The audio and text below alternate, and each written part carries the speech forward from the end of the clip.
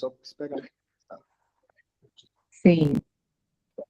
Olha, Sâmia, boa noite. Então, coisa maravilhosa. Vamos iniciar, né? Então, agradecer também ao Everton, que está possibilitando, né? Fazendo essa conexão, né? Eu sou Suelene, sou professora da UES, né? Alguns que não me conhecem, então, para ter uma referência, mas serei breve, que hoje a estrela é o Franklin, mas eu estou nessa parceria, nesse momento, né, com a Marisa, aprendendo muito e contribuindo no que eu posso, né, mas para mim é uma alegria, uma honra estar à frente, né, como vice-líder do Protexto, de um projeto que a gente viu, né, Maninho, assim, que a Mônica foi germinando, assim, com toda a alegria, com toda a competência, né, e com muito afeto, que isso. E eu tenho certeza que onde ela está, ela fica muito feliz em ver que a gente está, né, alimentando isso de uma forma genuína, né? Então, agradecer a todos que estão aqui, tá? E são muitos, em especial a sua turma, né, Frank? Tem a turma que está, né, nos assistindo lá da UESP, e dar um abraço para Marisa. Hoje ela está num compromisso familiar e me deu a honra de estar aqui com vocês, conduzindo, né? E aprendendo mais de perto com o Maninho, que eu vou apresentá-la, eu chamo de Maninho, né? Saio das formalidades, mas é porque é um bem-querer que não é de hoje, ele sabe disso, né?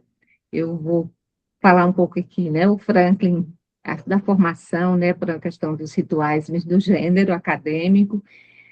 O Franklin tem graduação em licenciatura plena em letras português, né, pela UESP, e ele fez mestrado e doutorado na Universidade Federal. Foi aí que Teus, né, e a universidade e a Mônica trouxeram ele para pertinho de mim, né. Ele fez doutorado em linguística na Universidade Federal do Piauí, é integrante do nosso grupo, né, para a gente é uma alegria do Protexto, e também é líder do G-Texto, que é um grupo de estudos de linguística textual da UESP, é professor adjunto da Universidade Estadual do Piauí e atua no curso de licenciatura plena em letras português. Ele tem uma vasta experiência também na área de gestão, né? Ele atuou já como diretor do Núcleo de Educação à Distância né, da Universidade Estadual do Piauí, também diretor da Universidade Aberta, a UAP, diretor do Departamento de Pesquisas da UESP, coordenador do curso de licenciatura plena em letras e do programa de pós-graduação em letras, que é o PPGL. E tem uma experiência na área de linguística, com ênfase em linguística textual, e atua principalmente nas temáticas de práticas discursivas, estratégias de textualização, referenciação, gêneros textuais e inteligência artificial, que é onde ele vai nos presentear mais de perto, né, com essa temática. E aí eu peço licença também para sair do Lattes e ir para a vida, que é assim que chega a melhor versão do Maninho para mim. Ele é meu Maninho, é uma forma carinhosa, né, que a gente tem. Eu sou Silva Oliveira, ele é Oliveira Silva, a gente tem alguma conexão que vai além, né, do Lattes. Então, assim, eu vejo você sempre como uma pessoa muito amorosa, né, o Franklin, né, tem isso, como filho, como esposo, como pai. Então, ele é o amor da Cleci, né? É um pai amoroso da Milena e da Helena. Então, assim, Franklin, ter você, assim, eu sempre, quando eu penso em você, eu sinto o amor de Deus mais perto de mim, sabe? Porque você é muito grandioso na sua fé, né? A gente não precisa muito esforço, a gente olha e já percebe isso, quem conhece o Franklin sabe disso, né? E me permite, assim, de alguma forma, acreditar que realmente o mundo pode ser um lugar infinitamente melhor, tá, Franca? Então, muito obrigada, porque você é esse mestre, né, tem essa sabedoria acadêmica, mas é um mestre da vida, sabe? Eu vejo você assim, com muita generosidade, com muita amizade, né, com muita disponibilidade de fazer melhor. Então, né? Receba nosso abraço antecipadamente, né? E mais de perto a minha admiração, o meu carinho, e eu me sinto muito abençoada por estar no seu ecossistema, né, de bem-querer. Então, hoje o momento é seu, todos estamos aqui com lápis e caneta na mão, eu sou da época do lápis e da caneta, para anotar, e agradecer, né, a sua partilha, né, que para mim são coisas valorosas, o seu tempo, o seu saber, né? Então, sinta-se já agradecido, tá? Fique à vontade, Frank. Muito obrigado, Nil. Olha, eu acho que você tinha que ter me preparado e ter dito assim, você quer R$ 2 ou uma fala para fazer você chorar? Eu estava aqui seguro. Mas você sabe que o carinho é recíproco, você é minha mania, não é, né, da boca para fora. A gente já viveu muita coisa juntos, como irmãos mesmo, de coração, né, que fomos acompanhados por uma mãezona que nos ensinou exatamente isso, que o conhecimento é para ser partilhado e que a gente precisa saber que quanto mais a gente aprende, mais a gente estuda, mais a gente entende que a gente precisa estudar mais para a gente, né, aprender mais. A gente nunca sabe tudo. Eu não estou aqui como sabedor de tudo, nada disso. Eu queria só compartilhar com vocês algumas inquietações, reflexões, práticas que eu venho desenvolvendo nesse período que comecei a estudar sobre inteligência artificial, e uma parte dela está dentro do nosso novo livro, já fazendo aqui um spoiler, né, do livro que vai sair, com fé em Deus vai ser lançado no workshop. Nós vamos lançar o livro, né, sobre ele, texto e inteligência artificial, e hoje eu vou falar sobre esse momento que nós estamos vivendo de impacto da inteligência artificial no ensino. Mas eu vou começar falando da nossa praia, que é o texto. Eu vou começar falando sobre como isso tem impactado o texto, a noção de texto. Porque essa é também uma das agendas do protexto, do getexto, de todo mundo que estuda texto. Agora nós estamos sendo provocados a revisitar vários dos conceitos que a gente já usa, aplica nas pesquisas, como a própria noção de texto, a noção de autor. Como eu vi a apresentação, eu não pude estar presente no último fórum, mas eu assisti a gravação e achei fantástica aquela, né, aquela discussão, a apresentação, as questões que foram colocadas, que fazem a gente pensar um pouco mais sobre os conceitos que nós conhecemos, pelo menos até o momento, né, sobre o que é texto, sobre o que é autoria, intertextualidade, referenciação, argumentação, todos os temas que a gente já abordava antes, agora precisam ser repensados. Eu vou colocar aqui na tela a apresentação que eu preparei para a noite de hoje, só um minutinho. Que a gente Já vê, está aparecendo, né, Maninho, né? assim, que essa nova configuração desse texto, né, agora virtual e digital, enfim, ele acaba, como você diz, nos exigindo, né, que a gente revisite esses conceitos, amplie, redefina, né, isso é importante. E eu penso que a gente tem que se preocupar urgente em todas as áreas com essa temática, porque ela já está presente, não é uma coisa para o futuro, não é uma coisa assim, daqui a alguns anos, ela já está no meio, né? Está no meio de nós, essa entidade tecnológica que influencia até as nossas tomadas de decisões, o tempo todo ali, quando você está ligado na sua rede social, está assistindo TV, você está sendo influenciado por esses algoritmos, por essa inteligência artificial generativa que gera não só texto, né, o texto como imagem, como som, enfim. Então, a Marisa me pediu para falar um pouco focado no ensino, e aí eu vou retomar algumas das questões que foram colocadas, e aqui trago também algumas provocações. Queria começar com essa provocação aqui. Quando alguém pede a um sistema de IA, que ele gere um resumo, que ele estruture um parágrafo, que ele reformule uma introdução de um texto, que ele expanda uma justificativa, imagina aí uma justificativa de um projeto de pesquisa, ou produza um texto inteiro a partir de um comando, que a gente chama de prompt. O que acontece com a autoria? Ela desaparece? Ela é compartilhada com a máquina, por exemplo? Ela se desloca para a máquina? Ela se enfraquece? O que a gente vê acontecer ali? O que muda nessa noção de autoria? Eu lembro que foi uma das questões muito debatidas no último fórum, e eu acho que a gente precisa começar daqui. Até porque, em sala de aula, esse é um grande questionamento que os professores estão fazendo. Lá no meu programa de pós-graduação, os professores que ainda não têm muita familiaridade com o tema, e sabem que eu pesquiso sobre isso, eles me pedem o tempo todo: Frank, me arranja aí um programa para identificar se o texto foi feito pelo chat GPT, porque eles só conhecem o chat GPT. Frank, tem uma forma da gente penalizar o aluno que usou. Então, assim, a preocupação ainda é rastrear para penalizar. A preocupação com a inteligência artificial hoje é essa. Primeiro, não é de entender como ela funciona, mas exatamente de saber o que fazer com essa ferramenta e proibi-la, tá? Porque acho que proibir, a gente volta para o estado anterior em que ela não existia, mas isso não é mais possível. Não é possível a gente voltar ao estado anterior. Agora nós vamos ter, por um processo natural de evolução, né, e podem até achar que não é uma evolução, mas tudo que muda é evolução. Né? Por um processo natural de evolução, a gente tem que repensar algumas questões. Então, eu vou retomar alguns temas que, inclusive, eu trato com a minha turma de linguística textual que está aí assistindo, ali na janelinha da Ingrid, na graduação, com a turma do mestrado, com os meus amigos aqui do Proteste, de outros grupos, a questão, né, de autoria e a preparação de texto. Né?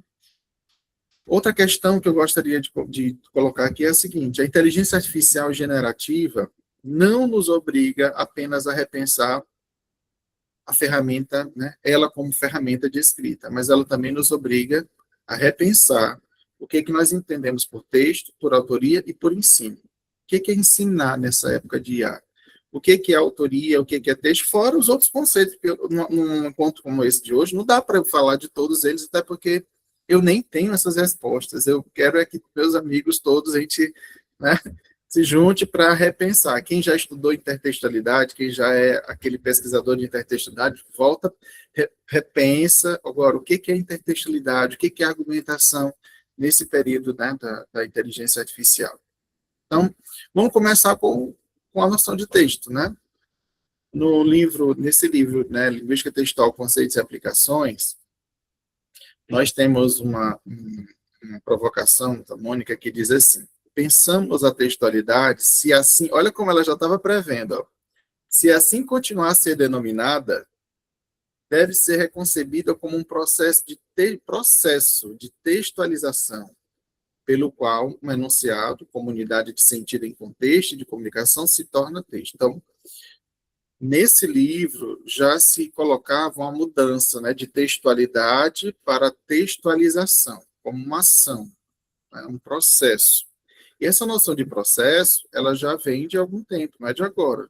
Só que essa noção de processo, foi acrescentado a esse processo outros elementos, que é o que nós vamos debater aqui, é o que nós vamos discutir. Fiquem à vontade, né, para fazer qualquer questionamento, pergunta. Se alguém quiser fazer alguma pergunta ou alguma colocação que queira, né, compartilhar, pode colocar aqui no chat, ou pode também me fazer diretamente levantando a mão e falando, né, pedindo a palavra.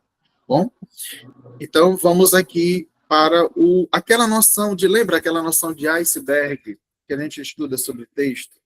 O texto é como se fosse a metáfora do iceberg, né?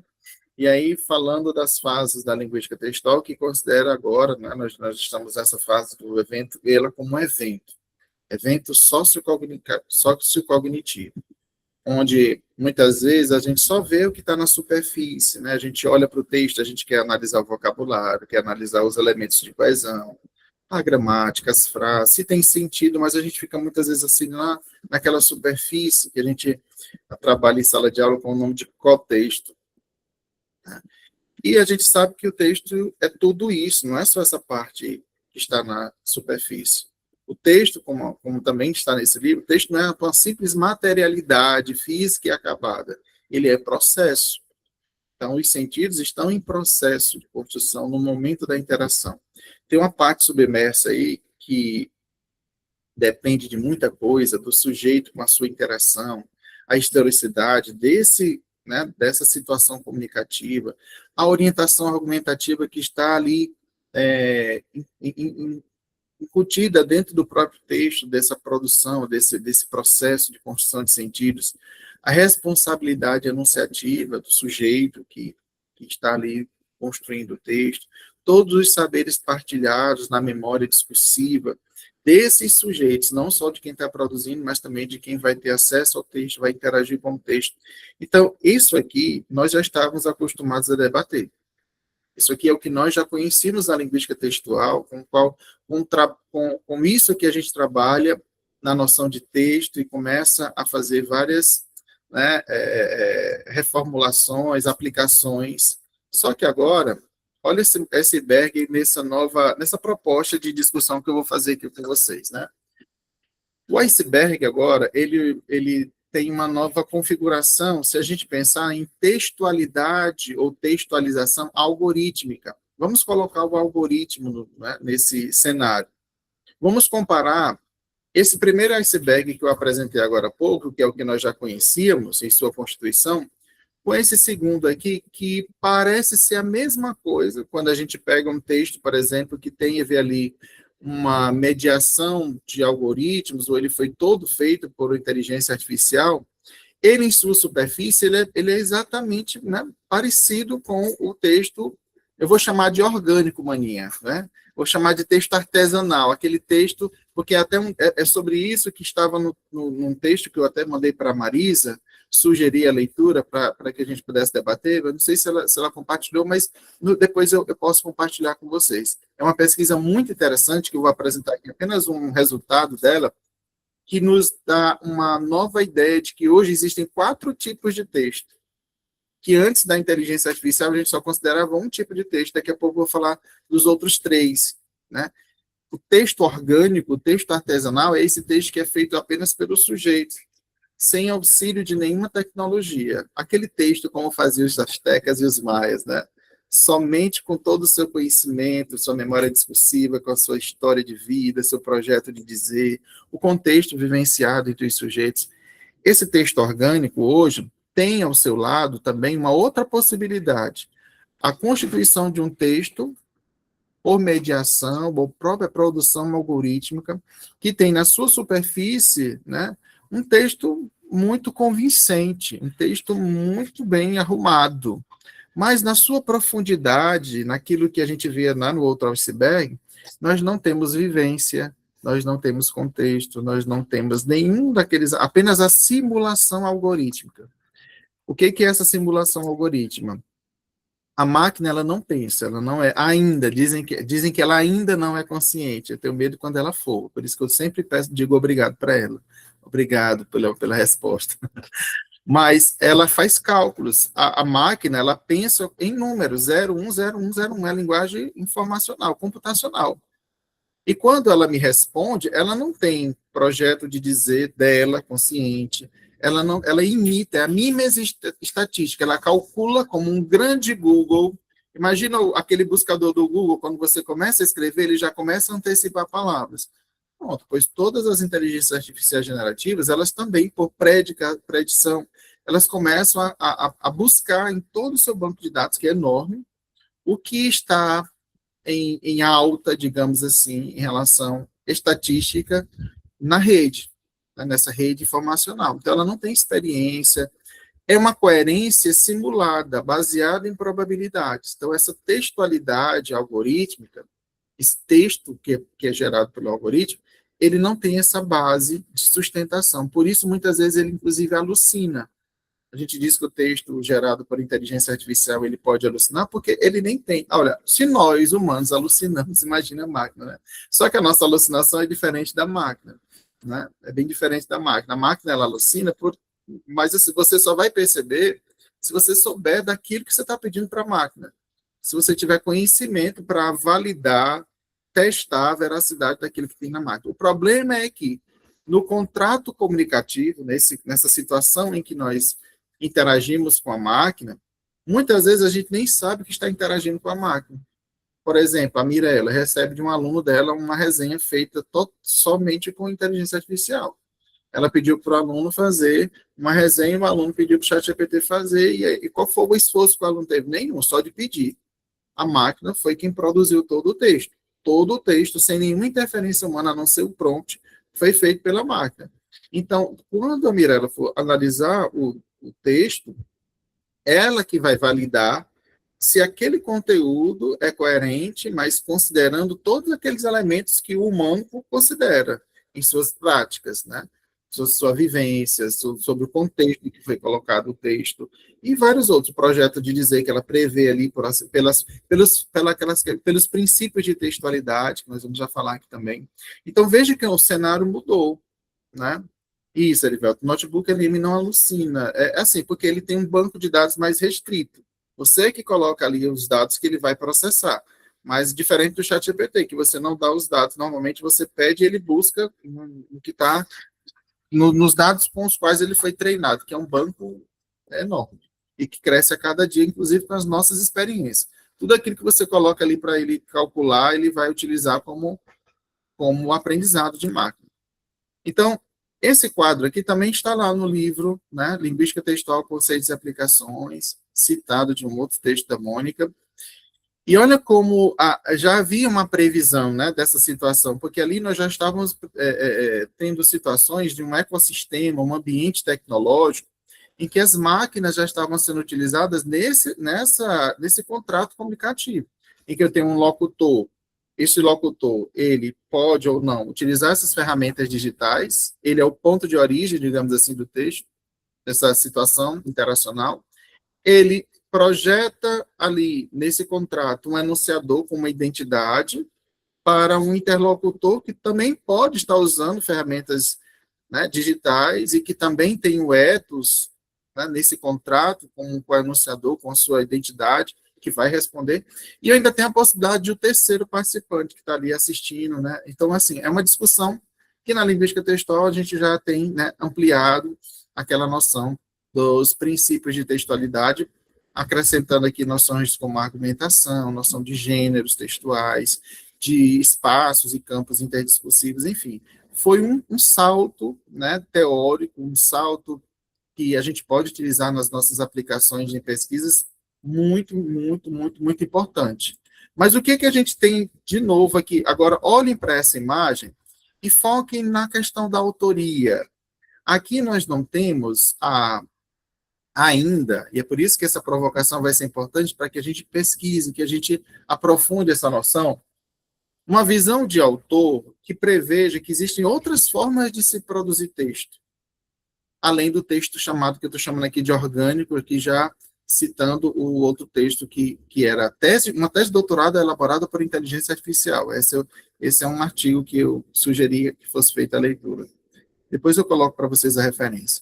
Então, lidar com a interação em que o texto se realiza é, portanto, tratar de um contrato de comunicação que se desenvolve em um circuito comunicativo, aquele que eu mostrei agora há pouco, em que os participantes agem, olha só, agem como falantes e destinatários, mas que também se posicionam socialmente.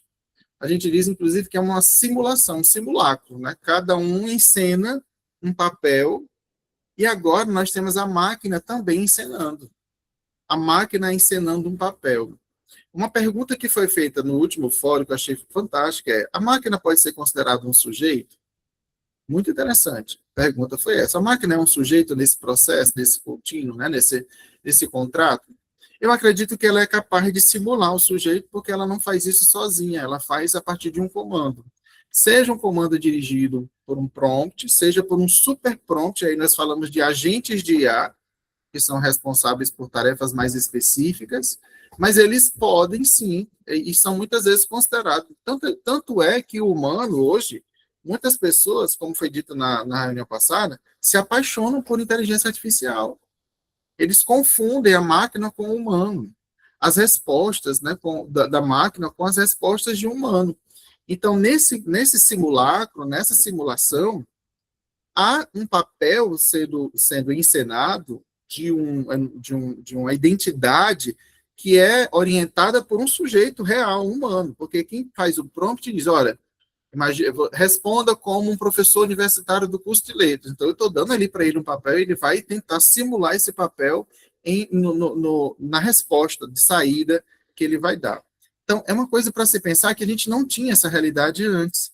Antes das inteligências artificiais, a gente não tinha esse simulacro com todo esse incremento. E aí, o que eu proponho aqui para a gente refletir? é que nós não temos só a imagem de um autor, nós também temos agora, com o uso de inteligências artificiais, a imagem do meta-autor. O que seria o meta-autor, Franklin? O meta-autor é um sujeito que, ele, dentro dessa interação, imagine aquele primeiro locutor com as ferramentas digitais.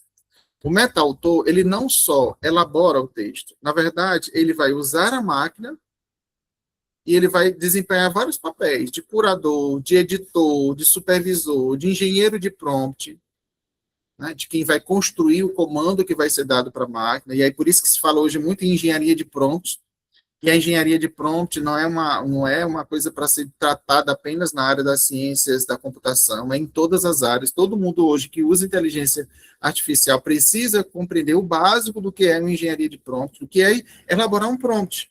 O que eu preciso para ter um prompt razoável, digamos assim, para pedir para a máquina resolver qualquer tarefa? Eu preciso dizer para ela qual é o papel que ela vai exercer, qual é o formato que ela vai, qual é o objetivo, qual é a linguagem. Tem vários aspectos ali. Tem muito de linguística textual, concordo, exatamente. É por isso que a gente precisa, agora, como pesquisadores da linguística textual, olhar para essas bases, entendê-las, não com o objetivo de aprofundar teoricamente isso, mas que a gente entenda como funciona essa construção textual, essa imitação da linguagem natural, para a gente agora começar a ver que existem ao nosso redor muitos textos circulando que não são textos de humanos. Vocês lembram nessa questão de polarização política? Quantos robôs estavam interagindo uns com os outros? Você tinha um perfil no Instagram que era alimentado por robô e era respondido por robô. E às vezes era um robô atacando outro robô. Olha só que coisa louca. Antigamente a gente só tinha interação sujeito-sujeito, humano-humano. Hoje nós temos, além da interação humano-humano, nós temos humano-máquina e máquina-máquina. Isso não existia antes. Então, isso mexe com toda a estrutura conceitual que nós tínhamos estabelecido até hoje, e por isso nós precisamos, com calma, ir revisitando cada um dos conceitos, pensando em todo esse circuito de texto, do que é texto. Aí eu começo hoje com as minhas provocações. Você me pergunta, já tem as respostas? Não, eu estou fazendo. E é nesse caminho, nesse percurso, que a gente juntos, né, pode... o texto de uma IA pode ser considerado um texto por si? Vou já lhe responder, Ivelto. Vamos já mostrar quais são os textos de IA. Mas eu lhe digo que sim, é um texto. Tá? É um texto, é um tipo de texto. Vamos lá. Então... Manu, é interessante assim, você trazer essa questão de que a IA ela não tem essa responsabilidade anunciativa, né? Que é o nosso papel também como professor, de fazer com que o aluno compreenda isso, né? Aquilo que é dito, ele buscar, como você diz, ele tem esse papel de supervisionar, de buscar os dados, as fontes, né? Para eu não digamos, acabar divulgando uma informação que não é verdadeira, né? Como você diz, não dá mais para a gente negar, mas a gente precisa orientar o aluno para que ele tenha esse olhar, né, de responsabilidade, de respeito para quem vai receber a informação. Como você diz, não dá mais para a gente voltar, né? Então, já está conosco, o que é que a gente faz daqui por diante, né? Muito interessante. E eu estou muito preocupado, Aninha, porque na ciência, imagina, olha o impacto disso para a ciência.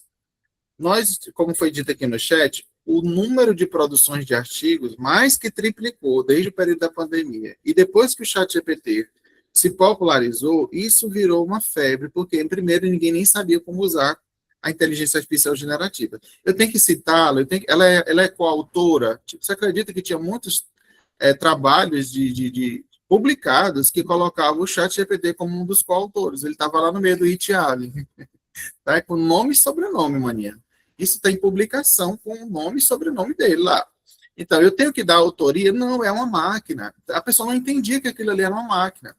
E, por ser uma máquina, ela não pode ser responsabilizada pelas alucinações. Isso também é uma questão ética, legal, que ainda está sendo debatida. Então, é a empresa que vai ser... Olha, se eu tenho uma ferramenta e o usuário da ferramenta utiliza essa ferramenta para praticar o ilícito, quem agiu não foi a ferramenta, quem agiu foi o sujeito, o humano. Então, a gente tem que também, como você estava dizendo, saber quem é que está, né, no controle dessa ação. E como o texto é ação também, então quem é que se responsabiliza? É o sujeito por trás da máquina. Mas não é o sujeito que construiu a máquina propriamente, quem lá da OpenAI. Né? Ele tem suas responsabilidades? Sim, tem. com relação a plágio, né? Quando ele começa a copiar obras e os artistas depois vão lá pedir a fazer a questão da autoria, e tem que fazer mesmo, mas são outras questões usuais do dia a dia. O pesquisador que usa um texto feito todo por IA, ele tem que se responsabilizar, sim, né, por cada coisa que for colocada ali. Isso pode prejudicar muito o resultado dessas pesquisas. Ó, continuando, lembrando ainda desse circuito, lembrando aí dos conceitos que nós temos, por exemplo, lá dos fatores, né, dos princípios de textualidade, vamos lembrar de coerência, vamos lembrar de aceitabilidade, aqueles conceitos que nós já praticamos em sala de aula. Olha como até a questão da coerência, ela precisa ser pensada, né, com essa presença de novos textos. Eu tenho hoje, como eu disse, o texto orgânico, como nós fazíamos antes, escrito só por você, Suelen está lá elaborando um texto sem totalmente analógica, e eu tenho o Franklin fazendo uso de recursos de IA, como, por exemplo, essa ilustração que vocês estão vendo aí, muita parte, toda a minha apresentação, eu utilizei ferramentas de inteligência artificial para apresentar. Olha, eu tenho aqui minhas ideias, eu quero que você ilustre. Então, foi lançado ontem, eu já estou testando aqui. O ChatGPT ontem lançou um aperfeiçoamento da geração de imagem, eu estou achando o máximo, porque está perfeito mesmo, assim, muito bom mesmo. Então, olha o que aconteceu. Aqui, a coerência, né? Então, eu tenho a IA, a ferramenta de IA, eu coloquei aqui uma imagem de um robô, porque normalmente é assim que as pessoas representam, como se fosse um humanoide, né? Mas é uma máquina, de fato. O meta-autor, que é aquele sujeito que, de posse dessa IA, ele dá os comandos e com as experiências dele, com a compreensão que ele tem, o contexto vivido por ele vai supervisionar o uso dessa IA para a geração de textos. Ou não. Ou não. Eu vou dizer por que ou não, Frank. Imagina eu voltando naquele exemplo que eu estava colocando aqui a Mirella, né, no jogo. O aluno da Mirella que usou uma resenha. Nenhum dos meus alunos aí que estão assistindo, por favor, não façam isso, que é muito fácil da gente identificar. A Mirella identifica fácil, eu identifico fácil, sem nenhum recurso. É porque é um texto muito vazio, sabe? De argumentação. É um texto em que não há um projeto de dizer, de fato, articulado. É apenas um cálculo que a máquina faz e ela nem sabe o que ela está te entregando, gente. É você que tem que avaliar e que tem que validar. É o meta-autor, aquele que usa e que vai validar, que vai conferir, que vai alimentar a máquina. Diz, não, gostei dessa resposta, melhore nisso, nisso, nisso. E vai ensinando a máquina o seu jeito de escrever, o seu jeito de avaliar, o seu jeito de pensar. Então, e aí imagina aquele outro interlocutor que recebeu o texto, Franklin aqui, que não usou a máquina, que está só recebendo o texto, e que, se não souber que ali naquele texto existe o uso da inteligência artificial, ele vai avaliar como se fosse de um humano. Mas ele pode identificar, olha, eu estou agora desconfiado. Será que isso é de IA? Não é? A gente não está vivendo esse momento que a gente fica toda hora desconfiado. Isso aqui é de IA? Será que é? Será que não é? Imagina você estar corrigindo na pós-graduação, na graduação, na escola, na educação básica, o tempo todo desconfiado se o texto é de IA ou não é, porque a gente ainda tem que ensinar agora para o nosso aluno como é que ele tem que usar. Porque não é proibir, não é para proibir, é ensinar a forma ética de usar. Todo mundo está espalhando essa palavra, é o evangelho do momento. Temos que ensinar a usar IA, mas ainda não chegou na universidade uma disciplina sobre isso, não chegou na escola uma orientação, os professores estão tendo que aprender com o barco andando. E nós, pesquisadores, também, nós estamos aprendendo e ensinando ao mesmo tempo. Então, isso é complicado. Agora o MEC já lançou a normativa, a CAPES, todo mundo está se preocupando em dar uma resposta para a sociedade. Enquanto eles estão dando... recebi um aluno chinês, Janete, né, colocou aqui. Pode comentar, Janete. Não, era isso. É um aluno chinês que foi permitido pela escola que ele usasse o celular. Porém, a partir do momento que ele usa, quando ele ia fazer as provas de redação, gente, faltava isso, a profundidade, faltava o repertório, faltava vida. Eu até escrevi numa redação dele, eu falei, Andy, falta vida aqui. É como se fosse algo mecânico. Tanto é que a gente agora cortou um pouco do celular, estamos tentando a comunicação de outra forma, mas é aquilo que você falou. Gente, não tem profundidade, não tem vida. Ele talvez nem fez, pelo que você está dizendo, ele não fez o texto. O celular era para ele traduzir para o português, né, e entregar. Ele faz em chinês, traduz, ele aprende ali com a tradução e tem o exercício. O problema é que ele está provocando um outro papel que a IA não pode exercer, que é de ser a autora. E ela pode ser, ela simula. Ela não é, ela simula porque ela não pensa como nós pensamos. Ela simula as nossas redes neurais. Então, ela vai, algumas vezes, eu vou mostrar logo aqui, eu vou pular essa parte aqui, porque eu já estava aqui, não, vou pular não, deixa eu seguir, Frank, se acalma, você vai chegar lá. Então, veja só, voltando aqui para os fatores de textualidade, para a gente chegar lá nos tipos de texto. Então, a gente precisa repensar, por exemplo, eu nem vou pensar todos aqui, porque não vai dar tempo. Vamos pensar só aqui na intencionalidade e aceitabilidade, nesse momento de textualidade algorítmica. Então, eu tenho um meta-autor, acredito que vocês entenderam o que eu estou chamando de meta-autor, né? Aquele sujeito que usa inteligência artificial, que vai, com base no texto gerado por aquele que ele pediu para a máquina, ele vai validar, ele vai avaliar, ele vai corrigir, mas no final ele tem que se responsabilizar por aquilo que foi entregue e que vai ser utilizado, por exemplo, exatamente, né? Na época do golpe. Exatamente, foi o que aconteceu. Então, tem a aceitabilidade do meta-autor, que vai receber o texto, ele vai ali, agora, naquele contexto dele humano, analisar o texto e vai fazer a avaliação da simulação da máquina, ele vai gerir o risco de alucinação da resposta da máquina, ele vai se responsabilizar por tudo aquilo. Por isso ele tem que checar, ver se não há uma alucinação, por exemplo, das referências dadas naquele conteúdo. E muitas vezes o usuário nem se preocupa com isso, né? Nem se preocupa com isso. E o leitor final, que não é o meta-autor, é aquele que recebeu o texto. Por exemplo, hoje você abre o Instagram, a maioria das legendas de Instagram são feitas por inteligência artificial. E aí tem gente que recebe texto de aniversário feito por IA. A pessoa nem se deu o trabalho de escrever uma mensagem de carinho. Eu mandando uma mensagem. A Suelen com certeza vai saber se foi de IA ou não, porque se eu não trouxer ali uma vivência nossa, que a gente sempre coloca ali uma flor, uma coisa, né, um carinho, ela vai dizer, isso aqui foi a IA que fez, não foi o Franklin, não. Então, o leitor final também, ele fica nessa dúvida, será que foi IA, será que não foi? Então, essa exigência da transparência, do rastreio de quem fez, de quem não fez, de como foi feito, a identificação do texto, que eu vou chamar de texto padrão, daqui a pouco vocês vão saber o que é o texto padrão, é o texto feito só com IA, e essa validação o tempo todo, se é ou não é, né, a confiança no outro e a revisão do texto, no caso, a checagem da origem.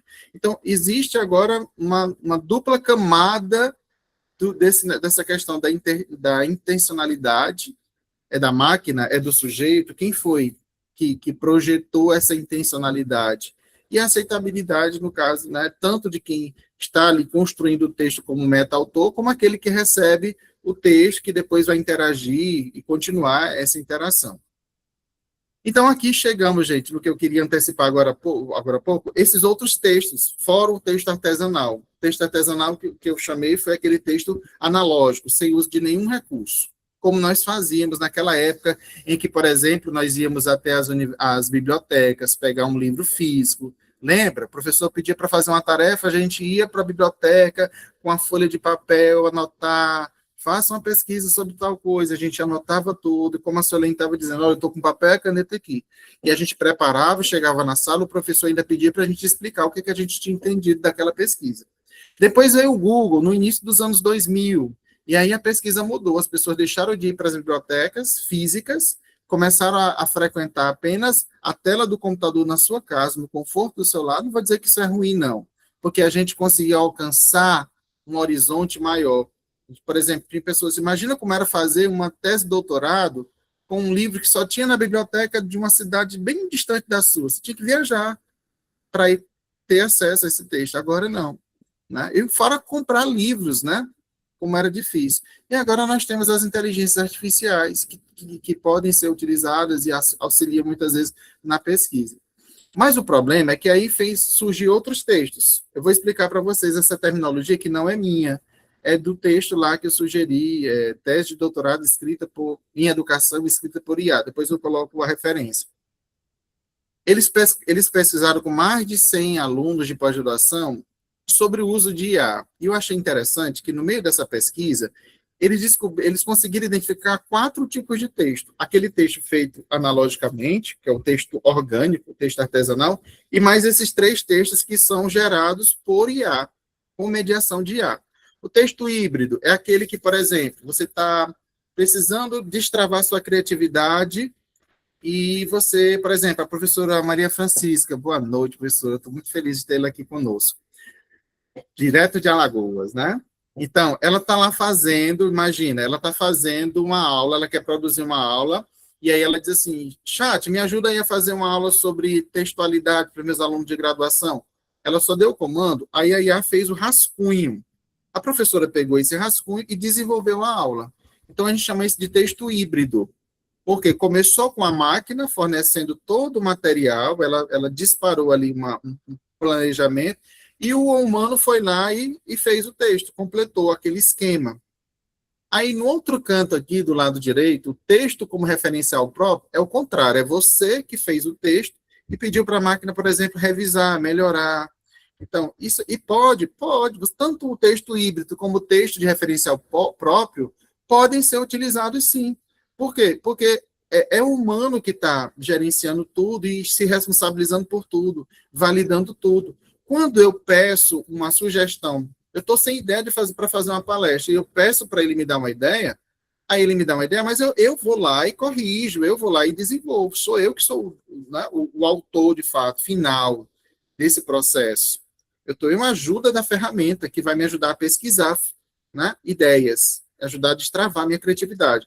Quando eu uso o texto de referencial próprio, eu também sou autor, porque primeiro fui eu que comecei, eu só pedi para ela revisar o texto, que eu pagaria para uma pessoa fazer, agora eu tenho uma máquina que tem ali uma gramática, que tem ali um dicionário dentro dela e vai me ajudar. Agora, o que não pode fazer é o texto padrão. O grande perigo, o grande dilema nosso hoje na educação é o texto padrão, que é aquele feito só por máquina. O aluno chinês, né, da professora que usa em sala de aula, o que normalmente ele fez? Ele só pediu para ela fazer, ele não deu nenhum comando e ele deu aquele texto vazio, cheio de previsibilidade, generalidade excessiva, fórmulas, porque é probabilidade. Ele foi procurar na internet a máquina. E o que normalmente se fala? É isso. Só que ela não consegue argumentar, ela não consegue, é vazio, tá? E é isso que a gente não quer. A gente tem que ensinar isso para os alunos. O que não pode fazer e qual é o perigo de se fazer isso, né? Soninha, tem uma pergunta aqui da Cléia, que é pertinente para essa sua fala. Ela diz assim, a Cléia está sempre aqui participando, né, agradecendo também. Ela diz, professor, será que essas ferramentas de detecção de IA em texto são, de fato, confiáveis, né? Não. Porque me parece um movimento muito autofágico dos algoritmos. Então, assim, como é que você vê essas próprias ferramentas? Elas também têm falhas? Tem. Nenhuma delas é confiável, porque o mesmo raciocínio que é para produzir o texto é para identificar o texto de IA. Do mesmo jeito que a máquina alucina para produzir, a máquina alucina para identificar. Por quê? Porque ela vai... Se você colocar... Eu já fiz essa experiência, Suelen. Peguei um texto da professora Mônica, de antes desse período que foi lançado o ChatGPT, bem antes, e pedi para ele analisar, ele deu 98% de chance de ser de IA. A Mônica veio no futuro, usou a IA e voltou no passado e publicou a tese de doutorado dela. Eu coloquei a tese dela e aí a IA acusou como sendo de... Então, assim, tem os falsos positivos, né? Então, o pior é que estavam... Como a universidade não sabia como lidar com isso, eles estavam usando isso para colocar o terror, né? E esse professor, e se meu texto for pego como a de IA, você vai ter que provar que não é, e você tem como provar que não é. Né? O seu orientador, se ele acompanha o seu texto, ele sabe o seu estilo de escrita, ele sabe toda a evolução do seu texto, e você vai saber como foi feito. O que ninguém quer fazer, quer que os outros façam, é usar o texto padrão e entregar o texto padrão. Um aluno que fez uma tese de doutorado todo com ChatGPT, sem nenhuma inclusão dele, ali só pedindo para... Já pensou fazer análise qualitativa? Não pode. Análise qualitativa é o humano que faz, é a sua contribuição. Senão eu tenho que botar mesmo ali o nome do ChatGPT como autor no final da dissertação, né? Olha, algumas características do texto padrão, dessa geração, né, desse texto automatizado. E eu nem chamo de escrever texto. A máquina não escreve, quem escreve é o humano. A máquina gera. Eu gosto muito de fazer essa diferença. Sempre falar que o texto gerado não é o texto escrito. Porque para escrever dá trabalho. Assim como dá trabalho aprender, dá trabalho escrever. E a máquina, ela dá um salto. Você... Ela não tem essa autonomia, né, Não, ela Daniel? não Ela tem. precisa do prompt, precisa de uma mente humana para dar os comandos, né, de hierarquizar as ideias, né? Isso. Interessante. Ó, então, algumas características. Ela tem uma boa escrita, né? Aparentemente, está tudo certinho ali, né? Sintaxe perfeita, mas intelectualmente ela é vazia. Né? É uma simulação que não é tão competente como um humano, porque ela não consegue argumentar como nós argumentamos. A padronização, uma harmonização. Sabe essa harmonização facial que estão fazendo agora? Todo mundo com a mesma cara, com o mesmo olhar? Pois agora os textos também estão sofrendo de harmonização, né?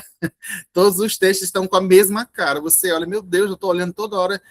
Olha, eu até disse para os alunos, gente, se eu olhar para o texto de vocês e olhar, tem algumas palavras que denunciam que foram, até estruturas que denunciam textos gerados por IA, né? São fórmulas que são comuns. Não é sobre isso, é sobre aquilo.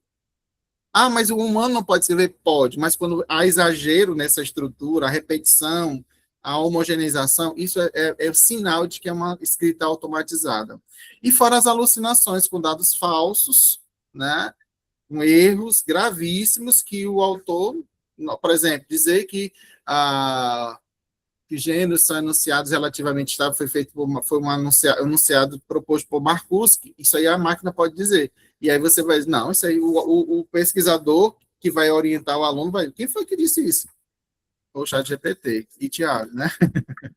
Foi, foi a máquina que deu. As novas faces do texto, então, eu tenho o texto que eu tenho que comparar o humano com o algoritmo. O humano, o sujeito humano tem experiência, como eu disse, ele tem projeto de dizer, intenção, argumentação situada, né? Ele tem autoria propriamente dita. Então, na sua base operacional, isso é totalmente diferente do algoritmo, porque enquanto a gente tem experiências vividas, a nossa bagagem de mundo, nosso conhecimento de mundo, a máquina é só estatística, é só probabilidade, dentro de tudo que ela consegue calcular. Enquanto nós temos posicionamento, nós queremos dizer algo, nós temos uma intenção, a máquina ela só vai imitar essa intenção com base no que foi ensinado para ela. Eu quero que você imite, que você responda como se fosse tal, né, uma secretária do curso de letras. Aí ele vai fazer essa persona aparecer no texto. Mas não porque ela quer, porque ela está calculando, ela está vendo a previsão.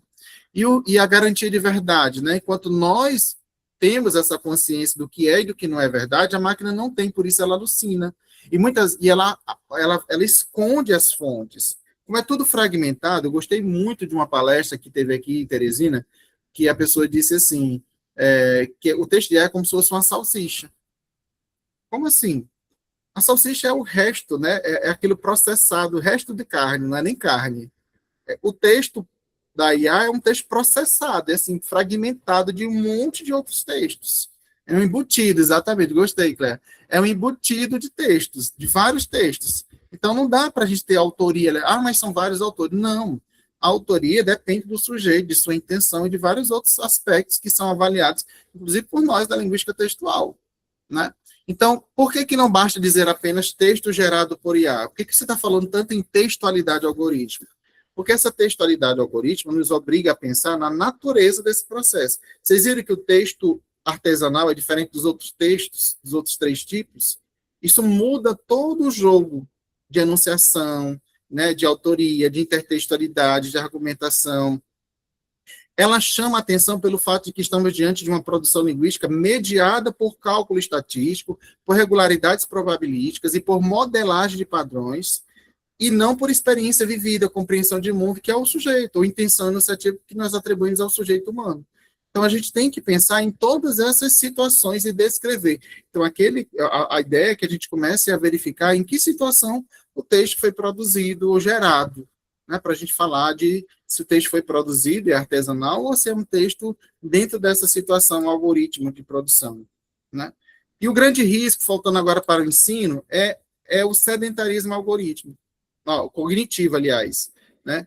É a gente ficar dependente da IA, e nós não vamos mais ler os artigos, vamos pedir para ela fazer resumo, nós não vamos mais construir parágrafos, nós vamos ficar o tempo todo pedindo para ela fazer as coisas, e quando for a nossa vez de produzir, a gente não sabe mais. Você, quando começa no curso de letras, meus alunos que estão ali, por exemplo, quando começaram a fazer num curso de graduação, a gente não sabe fazer uma resenha que preste, a gente não sabe escrever nada academicamente, precisa sofrer muito, malhar o cérebro. Imagina você começar o curso pulando etapas. Exatamente, atrofiando. Atrofiando aquele que ainda nem foi exercitado. Se você não exercita, você não constrói. Então, o que vai acontecer agora é que com a IA, quem é inteligente vai ficar mais ainda, porque vai usar a IA para potencializar a sua inteligência, né? Sabendo, porque já aprendeu muita coisa e vai aprendendo ainda mais, entendendo o funcionamento da IA. Quem é ignorante, no sentido de não saber, vai descer até o fundo do poço, porque vai, né, burlar todas as experiências que são necessárias para esse desenvolvimento cognitivo, não só na academia, mas lá na educação básica também, né? Na educação básica também. Olha só essa cena, gente, isso aqui é o fundo do poço na educação. Imagina, professor usa a IA para criar tarefa. Eu vou pedir a IA para criar uma prova. Aí ele foi lá, a IA fez a prova todinha, aí ele validou a prova e entregou para o aluno. Aí, no problem. A IA resolve tudo rápido, nem dá tempo. Aí a IA foi e respondeu para ele. E depois o professor usa outra IA para corrigir o texto que foi feito pela IA, foi feito pelo aluno. Onde é que fica a aprendizagem? Esse cenário aqui, gente, já é realidade. Nós temos muita gente vivenciando isso aqui. Onde é que está a aprendizagem na educação básica, no ensino superior, se a gente começar a fazer com que esse ciclo aqui se torne um ciclo vicioso e cada vez mais normalizado? Não pode, a gente tem que pensar em outras soluções, em outras saídas, né? Quais seriam? Aí a minha proposta é essa, a gente tem que trabalhar, e não sou eu que estou falando, isso aí já é algo documentado na BNCC, em várias pesquisas. Nós temos que letrar em IA e para IA. Letrar em IA é mostrar para os professores, principalmente para os alunos, como usar, o que é a IA, né? Aprender formas adequadas, éticas de usar a inteligência artificial, analisar com criticidade as respostas que são dadas, como confiáveis, suficientes, apropriadas em cada contexto, também reconhecendo os limites da máquina, e registrar e explicar todo o caminho, todo o método que foi utilizado. Inclusive, como foi dito aqui, algumas revistas já têm um documento que você tem que declarar. Eu acho que os alunos já estão saindo, já saíram, que já é outra aula que vai começar agora às 8 horas, viu, minha turma? E depois eu mando um beijo lá para eles. 8 horas começa a turma de análise do discurso. Mas é isso, então, assim, letrar em IA e para IA, porque nós já estamos vivendo esse momento da IA em que nós precisamos de todo esse conhecimento para lidar com ela, para saber lidar com desinformação, as fake news, saber olhar, e está cada vez mais difícil. Com essa atualização, por exemplo, do ChatGPT, as imagens estão cada vez mais reais. Você imagina o que vai ser de confusão agora no período político? A quantidade de fake news que vai ter que ser desmentida por causa do mau uso da inteligência artificial gerando imagem e texto. Na avaliação, a gente vai ter que pensar em uma mudança radical. Porque o que acontece hoje na escola e na universidade? Muitas vezes a gente está muito preocupado só com o produto final. É com a resenha, é com o artigo, é só em receber e dar uma nota. Avalia a aparência, aí a gente está avaliando a aparência, a superfície, né? Nós não estamos avaliando todo o conhecimento gerado naquele processo pelo aluno, acompanhando. Então, nós temos que colocar o foco no processo, não no produto. Avaliar todo o percurso que o aluno tem, por isso tem que ser transparente. Usou, como foi que você usou? Quais as versões? Como foi que você chegou nisso? Quais as decisões que você tomou? Isso com o uso, estou dizendo que é obrigatório o uso da IA, mas que a gente tem que cada vez mais frequentemente utilizar outras formas, a oralidade para avaliar, né? A professora Francisca fez uma pergunta sobre dosar, né? Como dosar o uso da IA, mesmo na pós-graduação? É um caso que, professora, eu também estou buscando essa resposta. Por quê? Porque não tenho como, se eu não fico o tempo todo alertando sobre o uso, eu não tenho nem como rastrear. Nós não temos como rastrear hoje, nós não temos. Só temos como alertar, olha, tome cuidado, principalmente quem é orientador, tem que ficar o tempo todo ali chamando a atenção do seu orientando, tome cuidado, eu tenho que estar ciente de tudo que você está fazendo com o uso da IA, porque em alguns momentos ela é até interessante, o uso dela é interessante para achar, por exemplo, fontes, tem algumas IAs que são específicas para a pesquisa acadêmica, para a pesquisa científica, mas tem outras que ela não pode ser usada, por exemplo, como eu disse, para fazer uma análise, não é a IA que tem que fazer, é o humano. Ela pode fazer revisão, ela pode lhe ajudar como eu disse, ao desbloqueio criativo, mas a escrita mesmo, é o humano. Então, a gente tem que saber dosar nesse sentido. Em quais partes da pesquisa você recomenda o uso da IA? Por exemplo, para fazer uma apresentação em slide, IA, tranquilo, mas com a validação humana. Essa apresentação, como eu disse, eu usei primeiro o notebook LM, não, aliás, primeiro eu fiz o texto, um rascunho do que eu ia debater com vocês, peguei algumas citações que eu queria trazer, fiz um esboço do meu slide, depois eu coloquei no notebook LM, que já tem essa funcionalidade de gerar slides e ainda editar, que antes ele não editava. Aí eu editei o slide, fiz o slide, editei. Aí você, mas isso dá muito trabalho. Não, dá não, é rapidinho. Você coloca ali, vai tomar um café, quando volta já está tudo pronto. E aí depois eu disse, vou testar agora o ChatGPT, porque disse que ele agora está com uma nova versão de geração de imagens. Aí eu peguei minhas imagens, fui lá pedindo para ele aprimorar e gostei da versão. Por isso aqui está misturado, está mesclado. Você está vendo que eu deixo ali a assinatura do notebook ali, porque tem que ser transparente. Olha, eu usei aqui para fazer e dizer, o aluno, se você usar, você tem que dizer em que você usou e como você usou, para que quem vai te ouvir confie em você. Aí eu confio porque ele explicou direitinho como foi, e isso aí pode. Não foi a máquina, não é a máquina que está pensando por ele. Aquilo que que pode ser automatizado, tranquilo, que não vai, né, desperdiçar toda a aprendizagem que é necessária, tranquilo, mas aquilo que é importante para o processo avaliativo, no sentido de acompanhar todo o desenvolvimento cognitivo do aluno, isso sim, isso tem que ser feito pelo humano, não pela máquina. Então, é interessante, assim, pensando nesse eixo da transparência, a professora Sami, que é do Profiletas da UFC, né, uma querida, ela disse que os estudantes de lá do programa, né, eles precisam assinar um documento para informar se usar ou não IA, como você disse, assim, os próprios programas estão encontrando algumas estratégias, né, para formalizar isso, então o aluno se responsabiliza, né, quando ele diz que usou, e além disso, né, eles passam por uma ferramenta que vai indicar, né, para a instituição a questão da autoria ou não.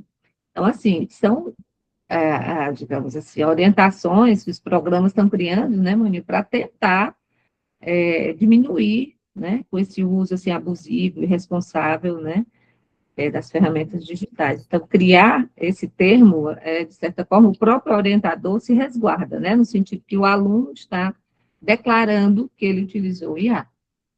Exatamente, não pode deixar, olha, ele colocou aqui, como foi, Claire? Eu não consegui ler.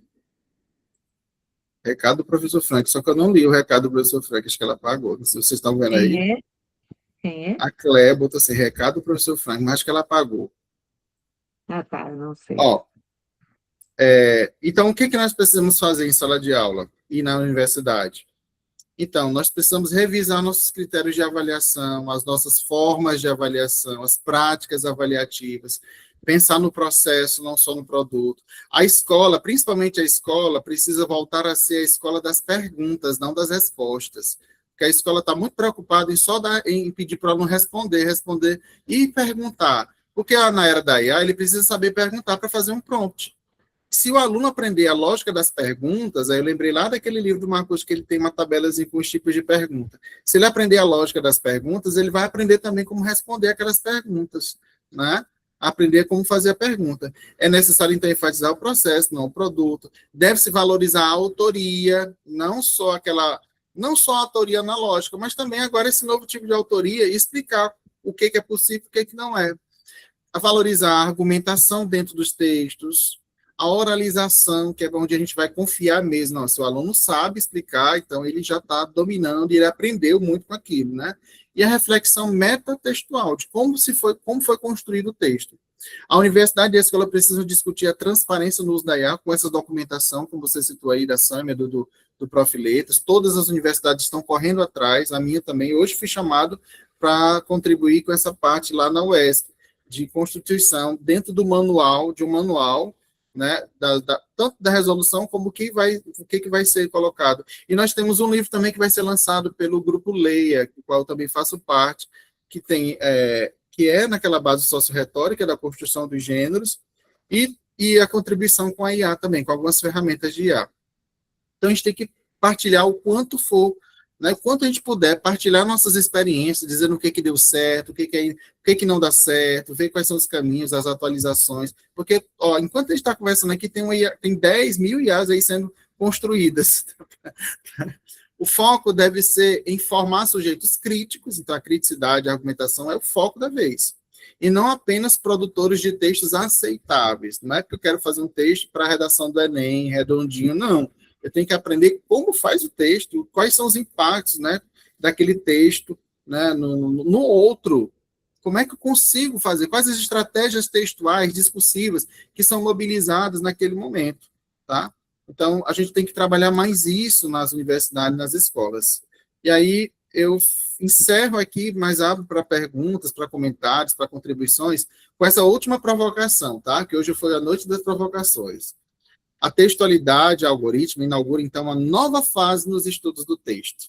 E aí, nós do Protexto e nossos amigos dos outros grupos de pesquisa, né, além do Getexto, nós temos essa missão, uma missão de começar a olhar para esses conceitos que já estavam, né, quase que estabilizados, e agora voltar para eles e pensar, e nesse novo contexto, nesse novo ambiente, ecossistema tecnológico, né, como é que nós vamos responder o que é texto, o que é autoria, o que é intertextualidade, né? Eu tenho uma aluna que pesquisou sobre intertextualidade em textos gerados por IA. Eu fiz um robô, maninha, que ele corrige redação do Enem, um agente de IA. Eu fiz um outro robô que corrige resenha. Mas para que eu estou fazendo isso? Porque eu quero saber qual é a resposta dele, dentro do que eu ensinei para ele, do prompt. E aí, a gente vai aplicar os conceitos que a gente já conhece muito bem. Então, assim, a pergunta que a gente fez lá na dissertação da Silveline era, será que a máquina consegue, quais as relações intertextuais presentes nos textos gerados pela máquina? Né? Eu pedi para ela fazer, ela pegava o mesmo comando da redação do Enem, e ele tinha que assumir a persona de candidato do Enem e responder com um texto. Aí ela analisava aquele texto. Veja, não era um texto escrito por um humano, era um texto gerado pela máquina. Será que a máquina consegue? Quais as relações intertextuais estão em jogo ali? Aí ela comparou as redações nota 1000 com as redações geradas por IA, e ela observou, né, quais relações ela conseguia reproduzir nessa mímese, né, nessa imitação. Então, foi muito interessante. E assim eu estou fazendo com outros trabalhos, outros gêneros. Estou fazendo oficinas com os professores. Logo, logo vai ter uma oficina, na verdade, um curso de extensão, que é IA para professores, né, que a gente vai fazer pela UESP. E depois eu divulgo para vocês, porque eu pretendo fazer também de forma online, né, para que eu possa ter também um alcance maior da nossa sociedade. Porque tem professores da UESP que são lá do sul do estado, outros lá do norte, tem colegas aí no Ceará, em outros estados que também querem participar. Então, eu fico aqui, né, à disposição de vocês, se quiser fazer alguma pergunta, algum comentário, e muito obrigado aí pela participação.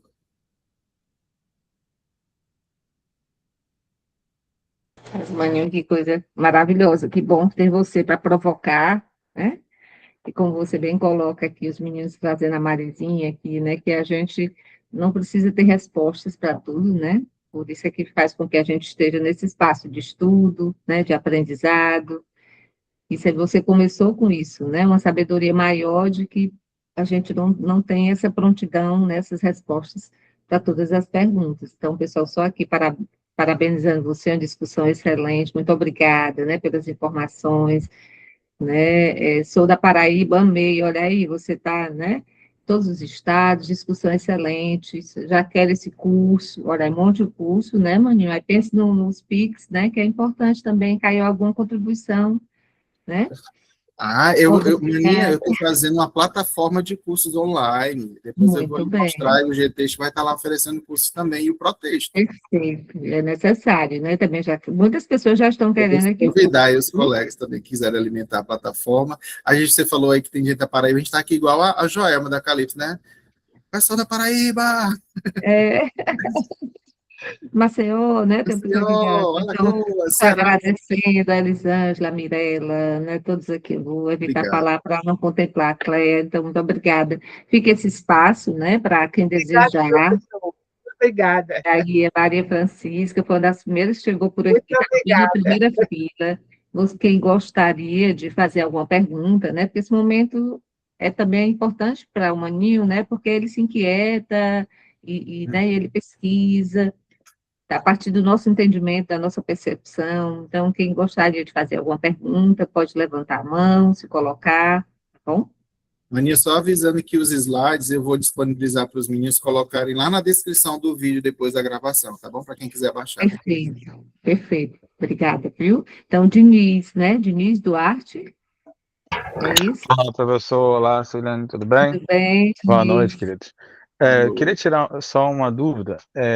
Quando a gente está escrevendo um artigo, professor, e, por exemplo, às vezes a gente fica um pouco. O senhor comentou sobre isso, mas a minha internet caiu no meio dessa fala. Por exemplo, eu estou escrevendo meu artigo lá e chega um determinado parágrafo que às vezes a gente tem aquela trava. E aí coloco lá no chat GPT, por exemplo. Ajude-me a escrever ou tornar esse parágrafo mais objetivo, porque eu sinto que ele está muito travado. Esse uso do ChatGPT para uma produção do artigo, de um artigo, por exemplo, para reescrever um parágrafo que eu acho que não está bom, que eu acho que de repente eu que a minha explicação não está clara. O senhor acha isso válido? O senhor é contra isso? O que o senhor acha? É totalmente válido. Nas revistas, quando tiver um documento para você declarar, você vai dizer que foi utilizado e qual é a ferramenta que você utilizou para revisar o texto. Aí você está sendo transparente. E tome cuidado quando você colocar esse comando, que você tem que lembrar de dizer no prompt que ela não pode alterar nenhuma ideia, nem acrescentar nenhuma ideia, porque senão ela tem a tendência na resposta, na saída, de acrescentar algo, porque ela quer te deixar feliz. Você sabe perceber que ela tem essa necessidade de deixar a gente feliz? Você gostou da resposta? Ela sempre quer dar algo, tudo dela, e mesmo que o tudo dela seja pouco. Sim, sim. Cuidado quando for pedir, e diga assim, eu não quero que você mude nada na ideia, eu só quero que você revise. Tá bom, perfeito. Obrigado, professor. De nada. Aí, e o Diniz também acompanha nas redes sociais, é um outro pesquisador também de IA, tá fazendo terminou o doutorado, está fazendo Estou fazendo a qualificação, tem que qualificar até junho agora e ainda tenho essas dúvidas. dissertação, né? É Não, doutorado. a tese, fazer a qualificação da tese Sucesso. agora. Qualquer coisa, conte comigo. Obrigado, querido, muito obrigado. Obrigada, Diniz. De repente, depois você pode até nos trazer também, né, os resultados desse seu trabalho, né, e dar continuidade, né? O que dizem aí é que o Fábio vai mandar um convite aí para o Franklin e para a banca. Estão dizendo aí, né? Não sei. Quem sabe? Olha Como aí, aquele meme, né? Diz aí, eu vou dizer, o pau que rola. Dizem? Será? Obrigado, gente. Obrigado. Obrigada a você, Diniz. Mais alguém queria fazer uma pergunta?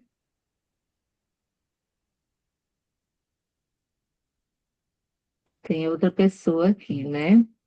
Acho que é a tia Sâmia, né? Oi, tia Sâmia, boa noite.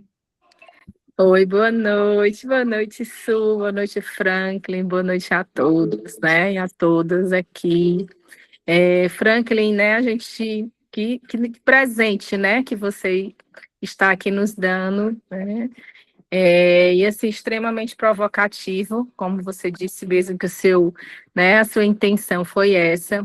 E aí, só compartilhar que a gente outro dia estava conversando, né, eu e Suelene, a gente dizendo, né, assim, confidencializando uma para outra, o quanto a gente precisa, né, estar mais imersa, né, nessa questão mesmo desse uso, dessas reflexões.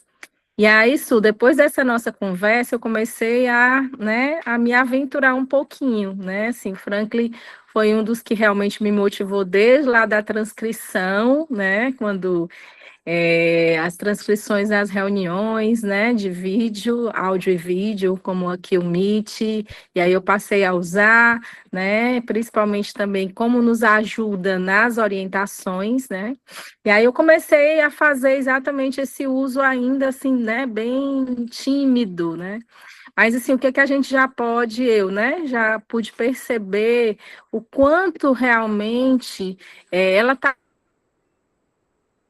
extremamente ao nosso favor, no sentido de que a gente, esse prompt, né, e essa construção de sentidos, de informações, de argumentações, em que ela vai, a cada uso, eu posso até estar dizendo assim, alguma coisa tão óbvia, né? Mas é o que realmente tem me deixado assim bem pensativa. Que a cada uso ela vai, né? Como quem diz, criando mais e mais repertório e afinando esse texto, né? Afinando essas informações. E aí essa nossa, né? Assim, até eu coloquei, a gente precisa muito mesmo de formação, assim, vou estar lá na filinha para esses cursos, viu, Franklin? Para a gente saber também de outras ferramentas, né? Que podem estar contribuindo, né, dentro do nosso contexto acadêmico, dentro da própria escola da educação básica, essa reflexão com os nossos estudantes, né, tanto da graduação, da pós, como da educação básica, do quanto a gente pode usar a nosso favor, mas sempre de uma forma reflexiva, né? Essa reflexão sobre não só o uso pelo uso, né? O uso pelo uso é um copiar e colar, né? Então, é algo realmente, assim, que tem muito, assim, muito mesmo a gente a estudar, né? Essa textualidade, esse texto, essa construção de sentidos aí a partir, né? Da IA, viu? Então, assim, muito obrigada. Que agradeço, Sanu, né? Desde essa época, como você falou, que a gente fazia essas partilhas com os professores, eu também tenho aprendido muito, porque assim, daquela época para cá, tanta coisa mudou, tanta ferramenta nova apareceu, tantos dilemas, aí eu ficava, uma coisa que eu tinha acabado de aprender, eu tive que reaprender, porque surgiram novas funções. Aí no livro, inclusive, que a gente vai publicar agora pelo Ler, eu até coloquei, gente, dá para a gente pegar lá da editora, porque apareceu uma coisa nova aqui que eu queria dizer, e já está desatualizando lá o livro. Enquanto ele ficar lá na impressão, já está desatualizando.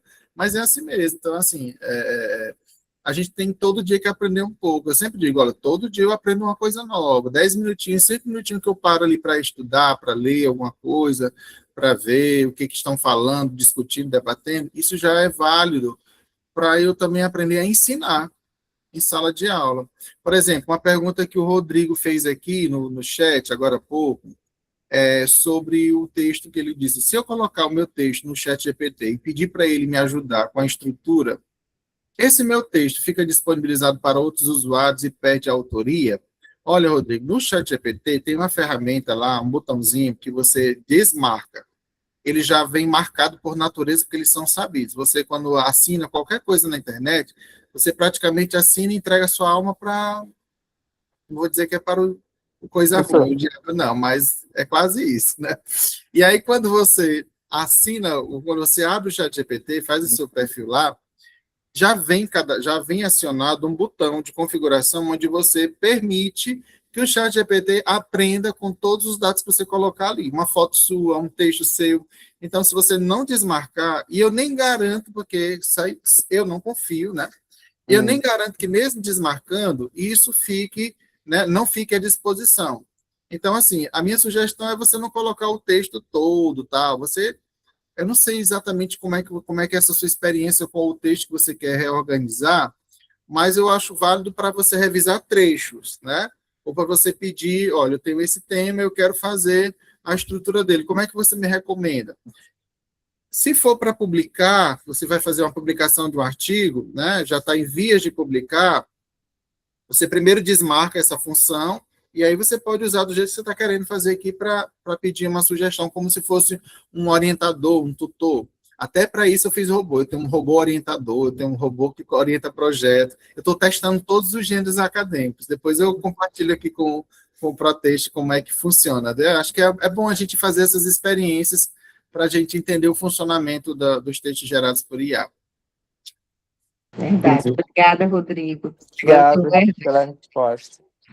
Obrigado. Obrigada a você. O Herbert, levantou a mão. Boa noite. Olá, professor. Olá, sou Helene. Olá, professor Frank. Só estou passando aqui para agradecer esse cintilar de tanto conhecimento, né? Agradecer porque sempre é uma das coisas ao qual eu tinha aversão e é uma coisa que eu estou trabalhando na minha dissertação de mestrado, no qual o professor Frank vai ser o meu um examinador externo. Já estou aqui, digo, não, eu preciso saber quem é o professor Frank. Eu vou assistir aqui e fiquei maravilhado, né? Que diz respeito a IA, e infelizmente aconteceu isso comigo também. Sou professor da pós-graduação em informática na educação pelo INFMA de São Raimundo da Mangabeira, e infelizmente um aluno mandou tal qual um TCC da especialização tal qual, do início ao final, e tive que chamá-lo, tive que conversar, porque ali foi demais, né? Do início, do primeiro A até o último A, sem ter a responsabilidade, como o senhor falou, não é que é utilizar a inteligência artificial de maneira responsiva, né? De maneira a transformar aquele texto em um texto seu, né? Você consegue com essas singularidades, essas particularidades, transformar esse texto em um texto seu, né? E, infelizmente, eu passei por esse acontecimento, né? Mas, passando aqui para agradecer, porque foi uma noite, assim, maravilhosa, brilhante, e foi um momento de eu conhecer o professor Frank, de eu acalmar esses nervos até quarta-feira, que ele está na minha banca, e eu preciso me acalmar, não, eu vou me acalmar, conhecer quem é o professor, e estou muito contente, muito feliz pelo que essa noite, né, que eu tive de tanto conhecimento. Muito obrigado, professor. Obrigado. Obrigada, Herbert. Fique tranquilo. Tem um maninho na banca. Sobre essa história do uso de IA em textos, Herbert, eu vou confessar que eu já participei de uma banca de mestrado em fase de qualificação, que a pessoa tinha usado, o texto todo era um texto padrão, era um texto feito por IA. E o que é que foi feito, né? A pessoa, naquela qualificação, ela foi reprovada. Só que eu não podia dizer, porque aí eu me comprometo, porque eu tenho que provar que ela fez uso de IA, e não há um mecanismo seguro para provar. E como a instituição lá não tem nenhum documento, não tem nada que a pessoa tem que declarar, não tem um método de avaliação, não tem método para punir o candidato, né, o aluno. Então, as universidades que ainda não têm essa regulamentação não podem usar de nenhum recurso, porque é ilegal. É eu contra o outro e eu tenho que provar. É questão que ultrapassa as barreiras da instituição. Então, foi o que eu fiz. A professora que me chamou para a banca, né, ela me chamou pensando talvez nisso. Não, o Frank já estuda muito, ele reconhece e tal. E eu estou desconfiada. E o tema também era sobre isso, sabe? Era sobre tecnologia na escola, mas era um texto tão vazio, era um texto que circulava e rodava e não dizia nada. E aí outra pessoa, eu era o avaliador externo. Então eu comecei a fazer a crítica ao texto, mostrando que o texto estava todo fragmentado, que tinha muita coisa que não batia com a teoria. Olha, isso aqui, eu dizia assim, isso aqui parece alucinação de máquina, mas não dizia que era. Isso aqui que era para deixar claro que eu já tinha notado que era. Olha, isso aqui não se faz assim. Então, eu dei sugestões de como ela tinha que reescrever o texto todo, Herbert. Todo, porque tinha que fazer o processo. E para você ter uma ideia, na qualificação, que é o momento de você apresenta o que você fez na pesquisa, a pessoa passou 30 minutos falando da vida dela, mas não falou nada do projeto. Falando das dificuldades que ela passava, da parte profissional. E aí, quando deu 20 minutos, a orientadora, olha, você tem que começar a falar do seu... E aí não deu tempo, ela enrolou, porque ela não sabia o que estava ali, ela não tinha domínio daquilo ali. Entendeu? Aí a banca, depois da avaliação, a gente decidiu que ela teria 2 meses para fazer uma nova qualificação, porque isso estava previsto no regimento do programa. Ela tinha que fazer ela tinha sido reprovada ali, mas ela tinha a chance de fazer mais 2 né, 2 meses, uma nova qualificação. Só que para a nova qualificação, ela já tinha que trazer mais um capítulo. E aí eu acalmei o coração da orientadora, que a orientadora estava com medo de processo, e tudo mais. Professora, não se preocupe, bote na ata. Aprovada com... não é aprovada com ressalva. Aprovada com ressalva. A candidata só pode qualificar novamente, e deverá qualificar novamente daqui a tantos dias, se ela acatar todas as sugestões da banca. E a orientadora deve, né? Aí a orientadora só podia levar para a banca e escrever um texto mais ou menos assim, que ela só poderia levar a aluna para a banca se a aluna tivesse acatado as orientações da banca. Então foi assim que a gente resolveu, porque não tinha nenhum marco regulatório dentro do programa, dentro da instituição. Mas está demais, está horrível, está horrível. E aí você imagina as descobertas. Você imagina um médico usando IA para fazer um artigo científico, onde ele tem que descobrir a cura para um problema de saúde. Nós é que somos as vítimas. Quantas pontes vão cair? Quantos aparelhos vão explodir? Porque a pessoa deveria ter aprendido no curso e ficou usando, né, IA para resolver tudo na vida. Verdade. Obrigada, viu, Everton? E acho que a gente já está com o tempo aqui encerrando, né? Mas todo mundo mais uma vez só agradecendo. Tem só aqui a Ana Jaqueline disse, professor, e como o senhor está vendo essa questão da regulação / regulamentação, né? Deve ser por a questão de verificar, né? Autoria, enfim. Eu estou fazendo o seguinte, primeiro, né, hoje eu tive uma reunião lá na minha instituição que eles me pediram para ajudar, né, na constituição desse. Eu achava até que já estava andando, mas não, aí me chamaram foi para exatamente fazer essa consultoria,